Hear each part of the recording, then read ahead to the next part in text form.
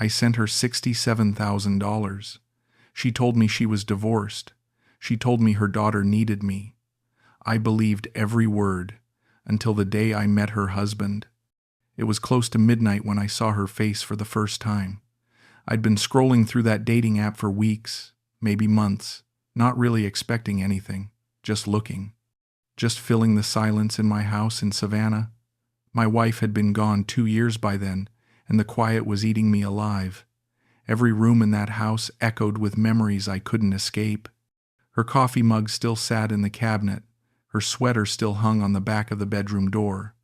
I couldn't bring myself to move anything. So instead I'd sit on the couch at night with my phone, scrolling past faces of strangers, not really looking for love but just looking for something. Anything to make the emptiness feel less heavy. I'd scroll past profiles of women my age, women who looked tired or angry or just done with life, women whose eyes held the same exhaustion I felt every morning when I woke up alone. And then I saw her. Shyreen, 21 years old, long dark hair falling over one shoulder, holding a little girl on her hip. The baby had the same dark eyes, the same curious expression.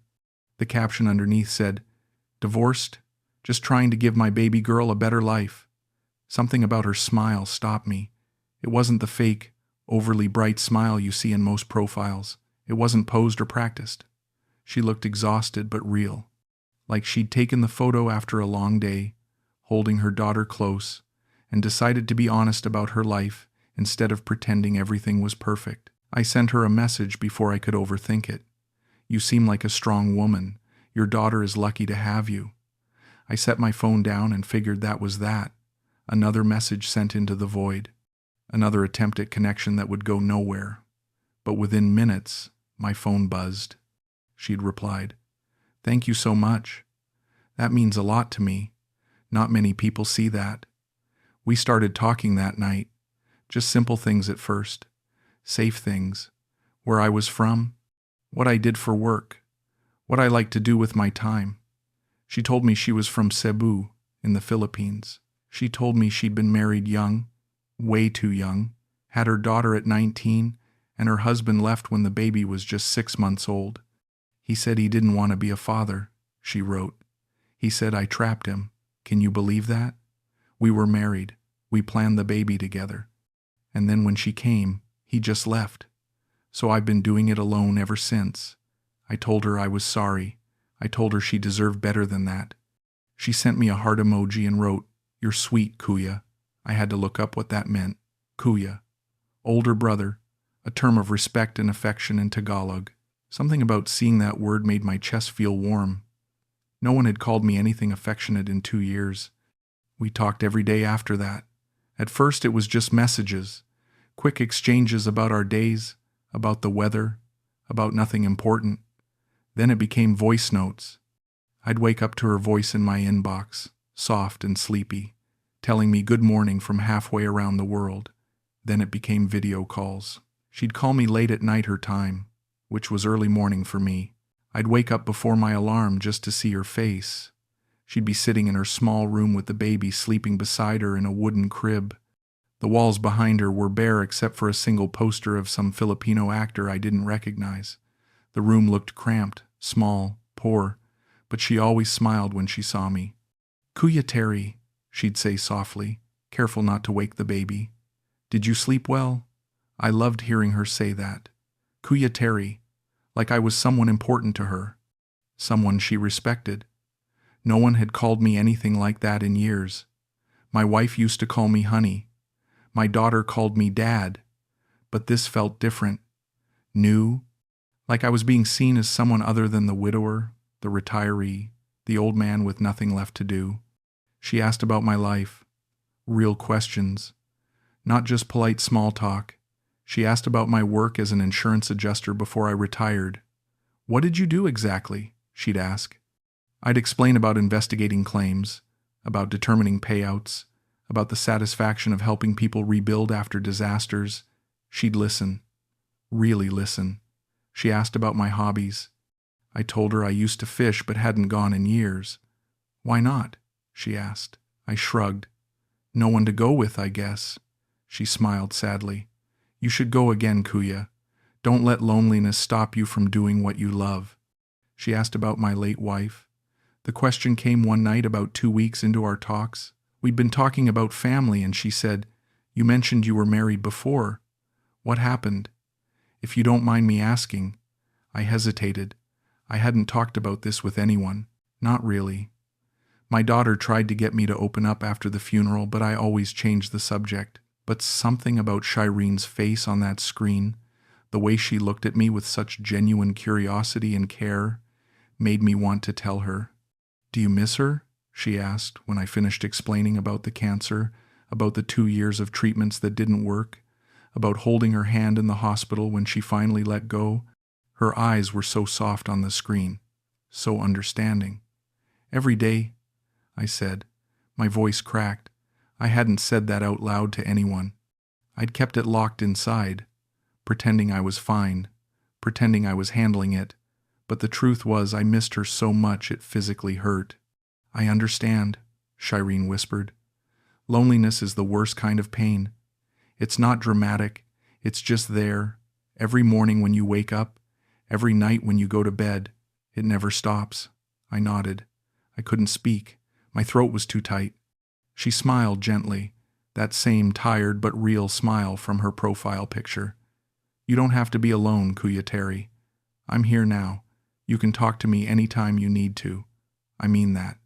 That sentence stayed with me for days. I replayed it in my head while I made coffee in the mornings, while I sat on my porch at night watching the sun go down over the neighborhood. She made me feel seen. Like I mattered again. Like I wasn't just some old man waiting to die in an empty house. Like maybe, just maybe, there was still something left for me in this world. We'd talk for hours, 2 hours, 3 hours, sometimes until the sun came up on my end and she had to go start her day. She told me about her daughter, about how smart she was, how she'd started saying new words. "Yesterday, she said butterfly," Shyreen said, her whole face lighting up. "I didn't even teach her that. She just saw one outside and said it. She's so smart, Kuya. She told me about her dreams of going to school, of becoming a nurse. I want to help people," she said. "I want my daughter to see that her mom is strong, that we can do anything if we work hard enough. But it's so expensive here. The tuition, the books, and I have no help, no family support." I told her she was doing an amazing job. I told her she was a good mother. I told her her daughter was lucky to have someone who cared so much. She'd smile and say, "Thank you, Kuya. You always know what to say. You make me feel like I'm not failing." That broke my heart. This young woman, working so hard, raising a child alone, and she thought she was failing. One night, about 3 weeks into our daily conversations, she looked different on the call. Her eyes were red and puffy. Her face was blotchy. She'd been crying. "What's wrong?" I asked immediately. I sat up straighter in bed, my heart already racing. She shook her head and looked away from the camera. "It's nothing. I don't want to bother you with my problems. Tell me," I said firmly. "Please, Shyreen, what happened?" She bit her lip. Her hands were shaking. I could see them trembling as she held the phone. "My daughter is sick. She's had a fever for 2 days now. I took her to the clinic today because I was getting scared and they looked at her and said she needs medicine, maybe antibiotics, but they want me to pay up front before they'll give me anything. I don't have the money right now. I get paid next week, but I don't know if I can wait that long. She's so hot, Kuya. She's burning up and I don't know what to do." My chest tightened. I could hear the panic in her voice. The fear. This wasn't some abstract problem. This was a sick child, a mother who couldn't help her own baby. "How much do you need?" I asked. She hesitated. She looked down at her lap. "I shouldn't ask you this. We barely know each other. It's not right." "Shyreen," I said, keeping my voice gentle but firm. "How much?" $150, she said quietly, almost in a whisper. "That's what the clinic said. But I'll pay you back, Kuya. I promise. As soon as I get paid, I'll send it back to you. I swear." I was already opening my banking app before she finished the sentence. I sent it within 10 minutes. PayPal. straight to her account. I sent her a screenshot of the confirmation. She stared at the screen. Then she started crying. Not gentle tears, full-on sobbing, actual tears streaming down her face, her shoulders shaking, her breath coming in gasps. "Kuya Terry, thank you so much," she said between sobs. "You don't know what this means to me. I was so scared. I didn't know what to do. I thought I was going to have to watch my baby suffer and I couldn't do anything about it. Thank you. Thank you so much." I felt something warm spread through my chest. Something I hadn't felt in so long I'd almost forgotten what it was. Purpose. I'd helped someone. I'd made a real difference in someone's life. Not just filed paperwork or processed a claim. I'd helped a mother save her child. "You don't have to thank me," I said, and I meant it. "Just take care of your baby. Get her the medicine. Make sure she's okay." She nodded, wiping her eyes with the back of her hand. "I will. I'm going to the clinic first thing in the morning, and I'll pay you back, Kuya. I promise. I swear on my daughter's life." I told her not to worry about it. I told her I was just happy I could help. She smiled at me through her tears and said, "You're a good man, Kuya Terry. A really good man." That night I went to bed feeling lighter than I had in months. Maybe years. I'd done something that mattered. I'd helped someone who needed it. And for the first time since my wife died, I felt like maybe I had a purpose again. A week passed. Shyreen sent me updates about her daughter every day. "She's doing so much better, Kuya," she'd say on our calls, holding up the little girl so I could see her on camera. "The medicine worked. Thank you so much. I don't know what I would have done without you." Seeing that little girl healthy again, seeing her smile and wave at the camera, made every dollar worth it. But then the next week, Shyreen's face was tight with stress again when she called. "What's wrong?" I asked. By now I could read her moods just from the way she held her phone, the way her eyes wouldn't quite meet the camera. She took a deep breath. "I got a notice from my landlord today." She turned her phone to show me a piece of paper. The text was in Tagalog, most of which I couldn't read, but I could make out numbers. Big numbers. He says I'm 2 months behind on rent.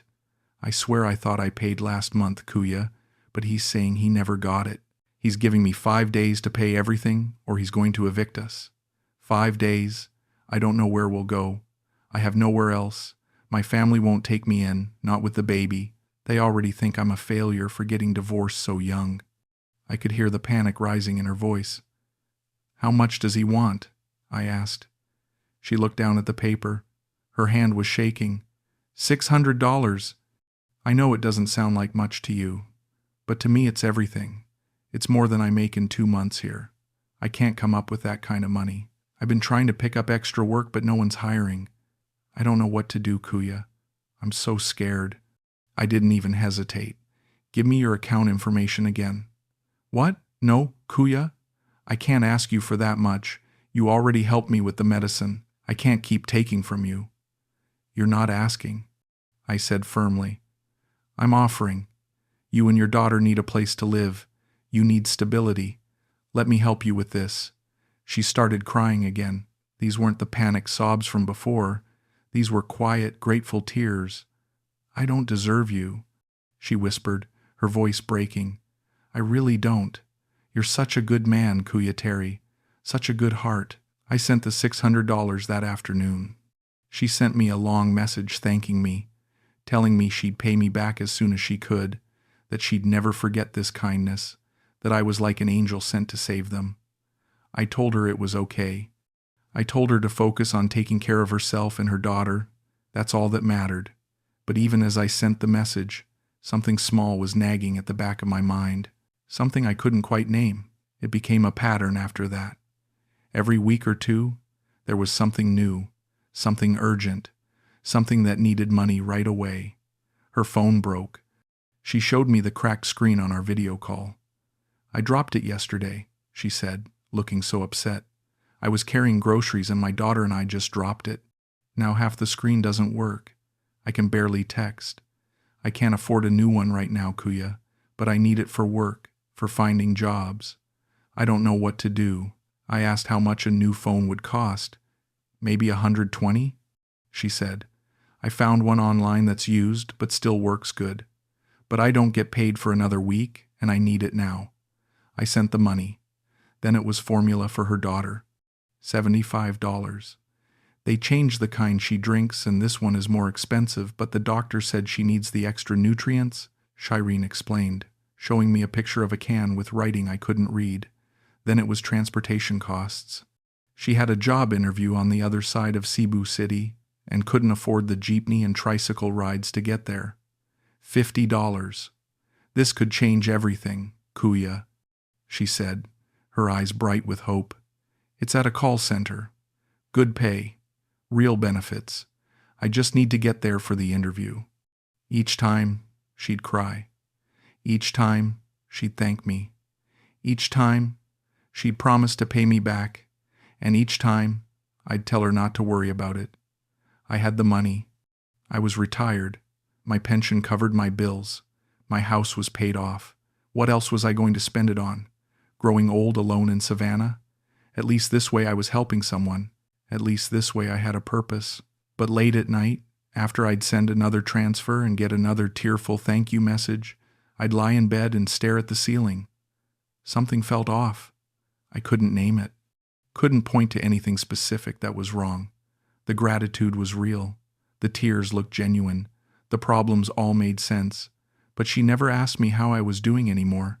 She never asked what I did that day, or if I was feeling lonely, or if I was okay. Every conversation started with her problems. Every video call began with tears or stress or some new crisis that needed solving. And the solution was always the same. Money. My money. I pushed the thought away every time it surfaced. I told myself I was being selfish. She was a struggling single mother in a poor country. Of course she had problems. Of course she needed help. That's what good men did, right? They helped people in need.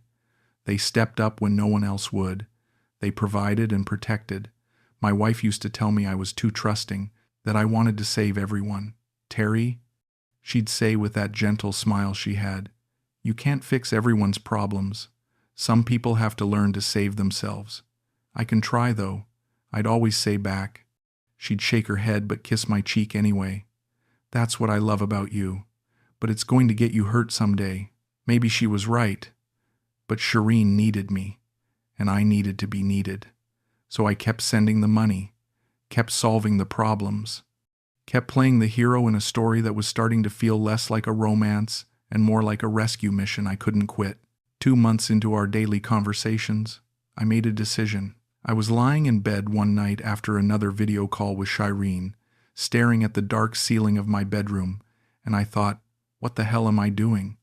Why am I just sitting here in Savannah, alone, sending money to a woman I've never met in person, never touched, never stood next to? If this is real, if she really cares about me the way she says she does, then I need to know. I need to see her in person, touch her hand, look into her eyes without a screen between us, be with her. I opened my laptop right there in bed and started searching for flights. Savannah to Manila, Manila to Cebu, 2 connections, 23 hours total travel time. I found one leaving in 3 weeks. Round trip, 2 weeks in Cebu. I hovered my mouse over the purchase button. $3,200. That was a lot of money. But what was I saving it for? To die alone in this house with a full bank account? I clicked purchase before I could change my mind. The next morning, I told Shyreen on our call. I want to come visit you, I said. She went very quiet. I watched her face on the screen carefully, looking for any reaction. Excitement, fear, joy, anything. She blinked a few times. You want to come here? She asked slowly, like she was trying to understand the words. To Cebu? Yes, I said. I want to meet you in person. I want to meet your daughter. I want to spend time with you. Real time. Not just through a screen. She looked away from the camera. Her hand went to her mouth. Kuya Terry, are you sure? It's such a long trip. It's so expensive. I don't want you to waste your money on me. It's not a waste, I said firmly. I need to see you, Shyreen. I need to know if what we have is real. She nodded slowly. Then her eyes filled with tears. I've never introduced a man to my daughter before, she whispered. Not since her father. I don't want to confuse her. I don't want to hurt her. I understand, I said gently. I'll be respectful. I'll follow your lead. Whatever you're comfortable with. I just want to be near you. She looked back at the camera. Straight at me. Her eyes were shining. Okay, she said softly. If you really want to come, then I'd love to see you. I'd really love that, Kuya. The 3 weeks before the flight were the longest of my life. I couldn't sleep, couldn't focus on anything. I kept imagining what it would be like to finally see her in person, to hold her, to walk next to her down a street in Cebu. My daughter called during that time. Dad, you sound different, she said. What's going on? I'm taking a trip, I told her. A trip? Where? Philippines, I said. There was a long silence. Why are you going to the Philippines? Just to see the country. Experience something new. Dad. Her voice had that tone, the one that said she knew I was lying. What's really going on? I met someone, I finally admitted. Online. We've been talking for a couple months. I'm going to visit her. Another long silence. Dad, please be careful. There are a lot of scams targeting older American men in those countries. She's not a scam, I said, more defensively than I meant to. She's a good person, a good mother. She's just had a hard life. I'm sure she is, my daughter said carefully. I just want you to be safe. That's all. I will be, I said. I promise. But after we hung up, her words stuck with me. Scams. Was that what everyone would think? That I was some pathetic old man being scammed by a pretty young woman? The thought made me angry. They didn't know Shyreen. They didn't know how kind she was, how much she cared about her daughter, how hard she worked. They didn't see the hours we spent talking, really talking, about life and dreams and pain. This wasn't a scam. This was real. The flight was brutal. 23 hours with layovers in Dallas and Tokyo. I couldn't sleep on the planes. Every time I closed my eyes, I'd start worrying. What if she wasn't who I thought she was? What if I got there and realized I'd made a massive mistake? What if she took one look at me in person and was disappointed? I was 63 years old. Gray hair that was thinning on top. A belly I couldn't seem to lose no matter how much I walked. Wrinkles around my eyes and mouth. What was a 21-year-old woman going to think when she saw me? But when I walked out of Mac Tangent Cebu International Airport into the humid Philippine air, when I saw her standing there near the taxi area in that yellow sundress, my heart stopped. She was smaller than I expected, maybe 5'2". Her hair was pulled back in a ponytail.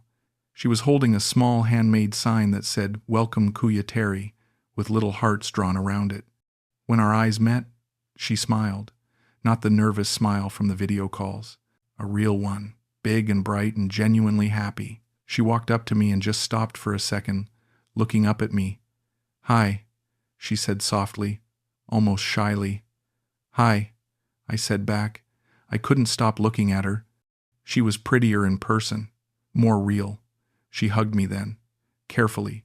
Her arms went around my waist and she pressed her face against my chest. She was so small in my arms, I could smell her shampoo. Something floral and sweet.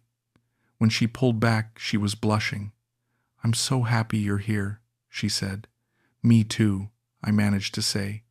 My throat was tight with emotion. We took a taxi to my hotel. She'd helped me book it online. A modest place in the city, nothing fancy, but clean and safe. In the taxi, she held my hand, just reached over and took it like it was the most natural thing in the world.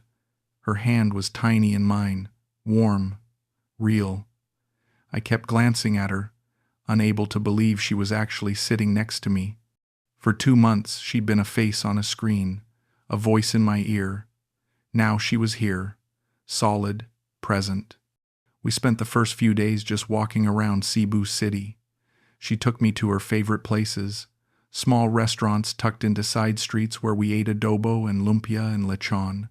Street food vendors, where she taught me how to eat balut, though I couldn't quite manage it, and she laughed at my face. We walked along the waterfront at sunset, watching the boats come in. She held my hand in public. I wasn't expecting that, but she did, casually, naturally, like she was proud to be with me. Vendors would smile at us. "Your girlfriend is beautiful, sir," one old woman selling mangoes said to me in broken English. Shyreen giggled and blushed. I didn't correct the woman. Girlfriend. Was that what she was? We hadn't defined it, but it felt right. On the third day, she said she wanted me to meet her daughter. "Are you sure?" I asked. "I don't want to push." "I'm sure," she said. "I want her to know you. I trust you, Kuya." We met at a small park near her apartment. I offered to pick them up, but she said it was easier to just meet there. When I arrived, I saw her sitting on a bench with a little girl on her lap, the same little girl from the photos, wide dark eyes, messy ponytail. When she saw me approaching, she buried her face in Shyreen's neck. "She's shy," Shyreen said with a soft laugh. She turned the girl to face me. "Say hi to Kuya Terry." The little girl peeked at me, didn't say anything. I knelt down on the grass so I'd be at her level. "Hi there," I said gently. "Your mom talks about you all the time. She says you're really smart." The little girl looked at Shyreen. Shyreen nodded encouragingly. The girl whispered something in Tagalog. Shyreen laughed.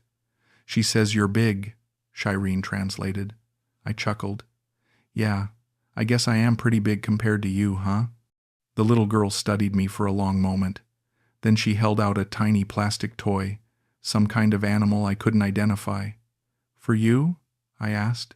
She nodded. I took it carefully. "Thank you. That's very nice of you." She smiled, just a small smile, but it was enough. Something broke open in my chest. That night, after I took them home and went back to my hotel alone, I sat on the edge of the bed and cried. Real tears. The kind I hadn't cried since my wife's funeral. Because for the first time in 2 years I felt something other than grief. I felt hope. Shyreen came to my hotel that night. Late. After she put her daughter to bed with her mother watching her. She knocked softly on my door, and when I opened it, she was standing there in jeans and a simple white shirt. "Hi," she said. "Can I come in?" We didn't do anything physical that night. We just talked. She sat on the edge of my bed, her legs tucked under her, and told me about her life. The real version. Not the cheerful surface-level stuff from our video calls. She told me about her ex-husband, about how they met in high school, about how he changed after they got married. "He left the day after our daughter was born," she said, her voice flat and emotionless, like she'd told the story so many times it didn't hurt anymore. I was still in the hospital, still recovering from the delivery. He came to see the baby once, held her for maybe 2 minutes. Then he looked at me and said, "I can't do this. This isn't what I wanted. I'm sorry." And he just left. He walked out of that hospital room and I never saw him again. "That's terrible," I said. The words felt inadequate. "You and your daughter deserve so much better than that." She looked at me, really looked at me. Her eyes were shining with unshed tears. "Do you really mean that? Or are you just being nice?" "I mean it," I said firmly. "You're one of the strongest people I've ever met. Raising a child alone. Working so hard. Never giving up. That takes real strength." A tear slipped down her cheek. "Most men don't see it that way. Most men think I'm damaged goods. They think I'm stupid for marrying so young, for getting pregnant so young. They judge me." "I'm not most men," I said quietly. She smiled. A sad, beautiful smile. Then she leaned over and kissed me, softly, carefully. Her lips were warm and tasted like the mango juice we'd shared earlier. When she pulled back, she whispered, "I believe you, Kuya Terry. I really do." She stayed the rest of the night, curled up against my side, her head on my chest, her hand resting over my heart. I held her and stared at the ceiling and thought, this is it. This is what I've been missing. This is real. This is love. When I got back to Savannah, everything felt different. The house that had felt so empty before now felt impossibly lonely. Every room reminded me that Shyreen wasn't there, that I'd left her behind, that I'd left that little girl behind. We video called every single morning, sometimes twice a day. She'd show me what she was doing, where she was going. I felt connected to her life in a way I hadn't felt connected to anything in years. But about a week after I got home, the requests started getting bigger. We were on a call one morning and she looked stressed, more stressed than usual. "What's wrong?" I asked. She bit her lip. "It's my daughter again. She's been having these stomach pains, really bad ones. I took her to a different doctor yesterday and they ran some tests and said she might need more testing. They think it could be something serious with her intestines." My stomach dropped. "How serious?" "They don't know yet," she said, and her voice cracked. "That's why they want to do more tests. But the tests cost $2,000, Kuya. I don't have that. I've been trying to save, but with everything else, I just don't have it. I didn't even think about it. I'll send it today." "No, Kuya, I can't ask you for that much money." "You're not asking. I'm offering. Your daughter needs medical care. That's not something you can put off." She started crying. Those same grateful tears. "I don't know what I'd do without you. You've saved us so many times." I sent the $2,000 that afternoon. She sent me a picture of a receipt from the hospital. It was blurry and in Tagalog, but I could make out the numbers, and they matched. A week later, she needed $3,500. For a deposit on a new apartment, she showed me pictures of her current place. It looked run down, peeling paint on the walls, a crack in the ceiling. "My landlord raised the rent," she explained. "It's too much now. I found a new place that's safer, in a better neighborhood, but they want first and last month's rent plus a security deposit. If I don't take it, someone else will. And I need to get my daughter somewhere better, Kuya, somewhere clean and safe." I sent the money. Then it was $5,000 for her mother's surgery. She has gallstones, Shyreen told me, crying on the call. They need to remove her gallbladder. The hospital won't do the surgery until we pay. She's in so much pain, Kuya. I can hear her crying at night. I don't know what to do. I sent that too. My savings account was shrinking fast. Dangerously fast. I'd started with over 100,000 in retirement savings. Money I'd carefully saved during my working years. Money my wife and I had put away together for our old age. Now I was under 70,000. More than $30,000 gone in just a few months. I'd check my account balance late at night and feel sick. But then Shyreen would call and thank me and tell me I'd saved her mother's life, and I'd tell myself it was worth it, that this was what love cost, that I was building a future with her. My daughter called again. "Dad, I'm worried about you," she said. Her voice was gentle but firm. "You sound exhausted. You sound stressed. Is everything okay?" "I'm fine," I said automatically. "No, you're not. I can hear it in your voice. What's going on? Is it that woman in the Philippines?" I bristled. "Her name is Shyreen. And yes, I'm still talking to her. Why does that bother you so much?" "It doesn't bother me, Dad. I'm just worried. Have you met her family?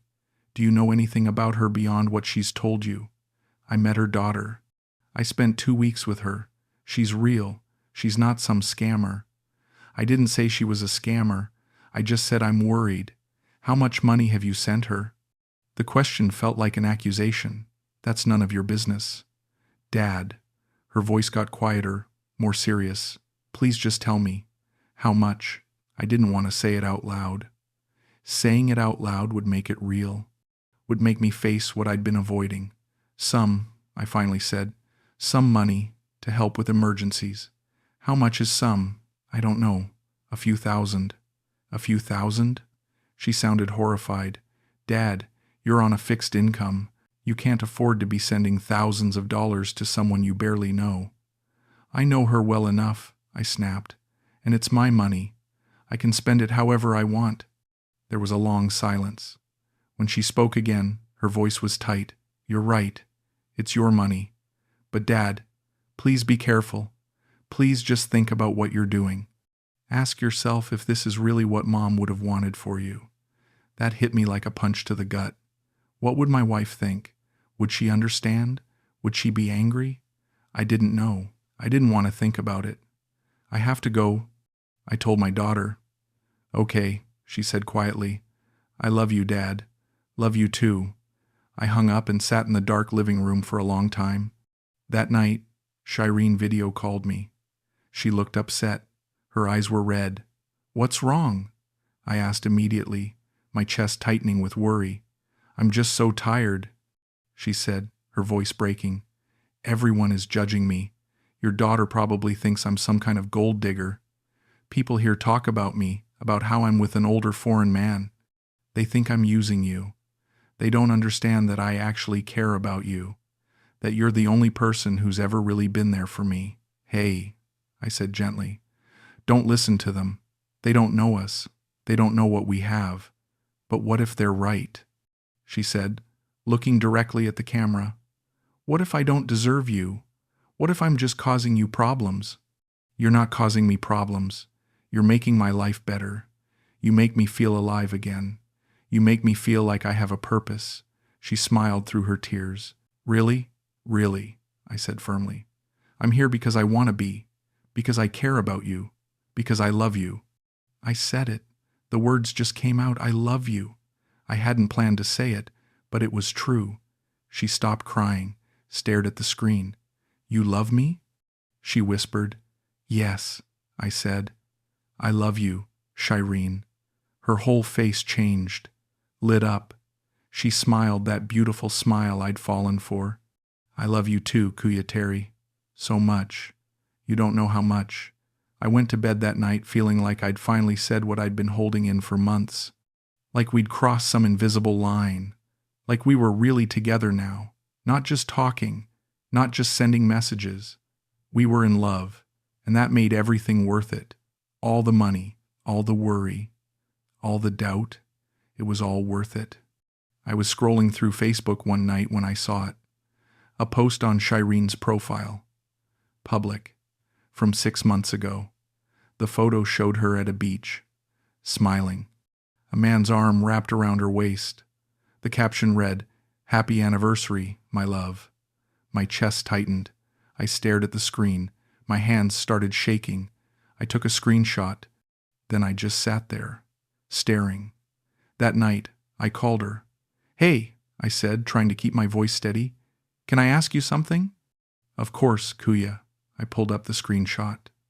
I saw a post on your Facebook from 6 months ago. There's a guy in it.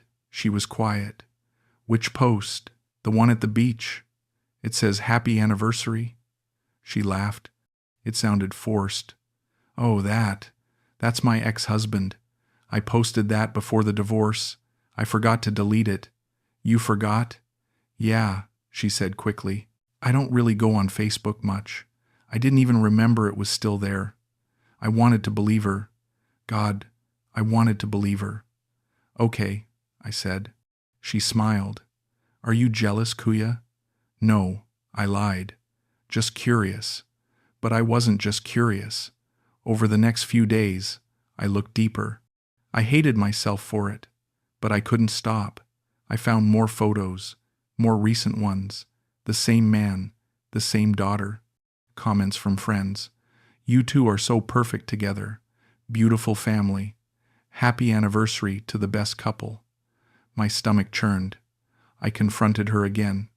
Carefully. I didn't want to accuse her. I just wanted the truth. Shyreen, I found more photos. With the same guy. Some of them are recent. She went pale on the screen. Then she started crying. Kuya, please. Let me explain. I'm listening. She took a shaky breath. He's my ex-husband, but he won't leave me alone. He keeps showing up at my apartment. He keeps posting photos online and tagging me. He's pretending we're still together.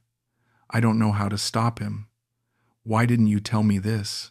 Because I was scared, she said, her voice breaking. I was scared you'd think I was lying, or that you'd leave me. I didn't want to lose you, Kuya. I felt something twist in my chest. Part of me wanted to reach through the screen and hold her. The other part wanted to throw my phone across the room. "Is he dangerous?" I asked. She nodded. "Sometimes. He gets angry when I tell him to leave. That's why I've been trying to move. I need to get away from him." I wanted to protect her. I wanted to be the hero again. So I believed her. Again. "Okay," I said. "We'll figure this out. I'll help you." She smiled through her tears. "Thank you, Kuya. I don't deserve you." I sent her $10,000 2 days later. She said she needed it to finalize the divorce, that her lawyer required payment upfront to process the paperwork. She sent me a scanned document. It looked official enough. Legal stamps, signatures. I didn't question it. A week later, she called me crying. "He found out I'm trying to leave," she said. "He's threatening me. He says he's going to take my daughter if I don't come back to him." "What?" My voice came out harsher than I meant. "He can't do that." "He can?" She sobbed. "He has connections. His family knows people in the courts. I need to leave Cebu, Kuya. I need to move somewhere he can't find me. How much do you need?" 8,000, she whispered. "For the move, for the deposit on a new place, for everything." I sent it. My savings account was now under 50,000, half of my retirement.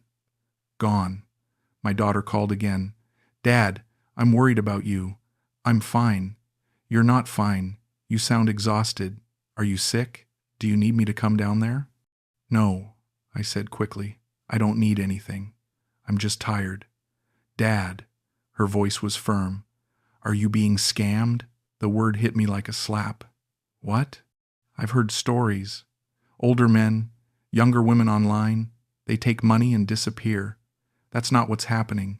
Are you sure?" "Yes," I snapped. "I'm sure. She's not like that." She was quiet for a long time. "Okay, Dad, if you say so." I hung up. My hands were shaking. That night, Shyreen called. She was crying again. "Everyone thinks I'm using you," she said. "Your daughter probably hates me. She doesn't hate you. She's just worried. I'm so tired of people judging me," she said, her voice breaking. "I'm so tired of everyone thinking I'm some kind of gold digger. I just want to be with you, Kuya. That's all I want." "I know," I said. "I believe you." She looked at me through the screen. Her eyes were red. Her face was swollen from crying. "Do you really?" "Yes," I said. "I love you, Shyreen." She smiled. A real smile. "I love you too, Kuya Terry." I went to bed that night feeling like I'd saved her again. Like I'd proven to myself that this was real. That I wasn't being foolish. That I wasn't the sad, desperate old man my daughter thought I was. But deep down, in a place I didn't want to look, I knew something was wrong. The message came on a Tuesday morning. I was making coffee when my phone buzzed. A Facebook message from someone I didn't know. A man. The message was short. "Stop sending money to my wife." I stared at the screen. My heart started pounding. I opened the message. There were attachments. A marriage certificate. Shyreen's name. The man's name. A date from 4 years ago. A photo of their wedding. Young, smiling, in love. The message continued. "My name is Carlo. Shyreen is my wife. We've been married for 4 years. We live together in Cebu with our daughter. She's been doing this for a long time. Scamming foreign men. I've tried to stop her, but she won't listen. I'm sorry. I thought you should know." I couldn't breathe. I read it again. Then again. My hands were shaking so hard I almost dropped the phone. I called her. No answer. I called again. Nothing. I sent her a message. "Is this true?" No response. An hour passed. Then another.